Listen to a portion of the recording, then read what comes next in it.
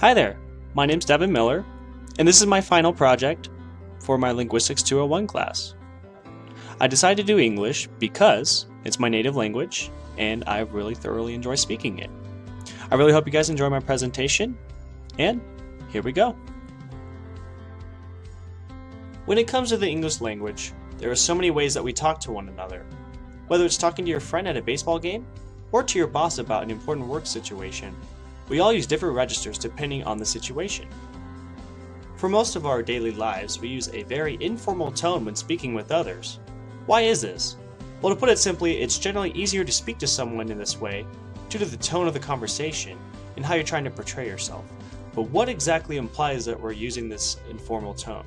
This is depicted as the use of contractions in our sentences, our lexical choice of words, and the differences of how we say these words. We use so many contractions in our daily lives that it becomes second nature. In normal conversations, contractions can be a good way to say more with less, and to condense sentences so they're easier to process. As Ben Yagoda wrote in The Sound on the Page, in speech, there's an expectation that anyone who's not prissy or pretentious, or is emphasizing a point, will use contractions whenever possible. This is most definitely true because when someone wants to come off as friendly and approachable, they condense their sentences as much as they can to retain that friendly tone. Using contractions like there's instead of there is, I'd instead of I would, and we're instead of we are allows for conversations to be more direct, to the point, and more accessible in comparison to enunciating the words. We only spell out the contractions when we're trying to establish a serious tone or to very clearly get our point across, but in general, we rarely use this approach. Since we've now established why we use contractions, let's now dive into how we're able to process all this information. To start, all our lexical information is stored in our mind. These words are then categorized in our long-term memory, so we're able to pull from a set of words effectively and form a sentence. Going even further than that, we're able to then combine words together to allow the listener to grasp the sentence much easier. Lastly, let's talk about the differences in how the words are coming out of our mouth.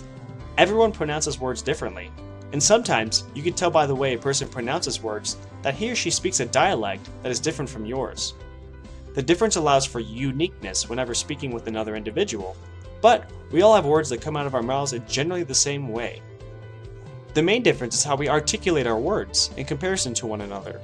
Someone trying to learn English will overall articulate their words more in comparison to a native speaker.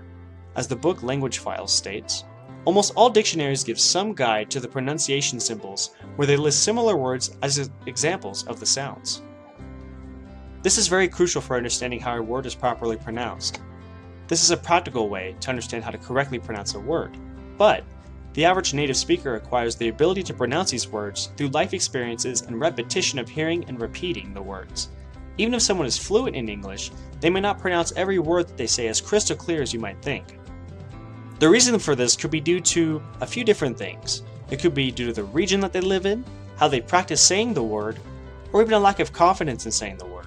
Each case has its different variables, so it's difficult to pinpoint exactly why someone might not speak clearly, but being able to adapt to this is a key element to holding a friendly conversation. Thank you for listening. Again, my name is Devin Miller, and I hope you have a great day.